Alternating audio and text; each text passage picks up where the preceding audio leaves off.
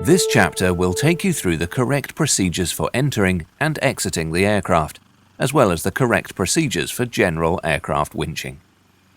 You must not approach the aircraft unless you have a clear indication from the crew that it is safe to do so. This is indicated by a positive thumbs up from the pilot or rear crew. If you are in any doubt about whether to approach the aircraft, then remain clear. Where possible, you should approach the aircraft in the 12 to 3 o'clock arc based on the aircraft heading, as the blades are normally closest to the ground at the 12 o'clock position when on a flat surface. On occasion, the crew may request that you approach from the 9 to 11 o'clock position to enter via the left-hand cabin door. If safest to enter from the 12 o'clock position, the crew will make this clear. If you are unable to approach the cabin door in use directly, then approach the aircraft from the 1 to 3 o'clock or 11 to 9 o'clock arc, routing around the front of the aircraft and staying close to the aircraft nose. If you have any loose articles, these must be placed in bags or rucksacks.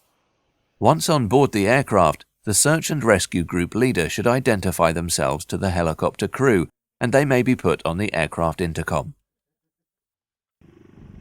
In some situations, such as rough terrain, snow or boggy ground, the aircraft may be light on wheels and the aircraft door will be slightly higher off the ground than usual.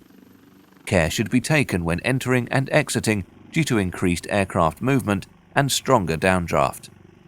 In all situations, rucksacks and team equipment must be secured at all times. Failure to do so may result in equipment loss and FOD or foreign object debris damage to the aircraft. Where possible, you should approach and leave the aircraft from ground that is level with or lower than the helicopter. When entering or exiting the aircraft from or to higher ground, extreme caution should be exercised due to the danger of being struck by the rotor blades. Be aware of the main and tail rotor discs at all times. On occasions, the search and rescue teams may be asked to crouch down in a huddle and remain in position until the aircraft departs or lands. Personal and team equipment, such as rucksacks, must be secured during these operations, normally by using your body weight to hold the equipment in place. When working with the helicopter, all search and rescue team members should ensure that their own safety is not endangered by the effects of the downdraft. For general winching operations, the aircraft is fitted with a rescue hook, rescue strops, a static discharge lead, and a high line. Most winching will normally take place at 40 feet or below if possible. Search and rescue team members may be winched to the aircraft as a single or a double lift. If you have not been winched before, you must make yourself known to the helicopter crew or senior team members. Helmets, goggles, and hearing protection should be worn for winching operations. Radio communications with the aircraft and mountain rescue teams will normally be on channel 62 alpha unless agreed otherwise. During flight, helicopters can acquire a static electrical charge. This charge can be hazardous to personnel during helicopter rescue operation. The static charge built up by the helicopter can be discharged when the cable end touches the ground or water. This charge can be significant, so the rescue hook has a long static discharge lead attached to it. When receiving the cable, you must allow the static charge to earth or touch the ground before the rescue hook is handled. Otherwise, there is a possibility of receiving an electric shock.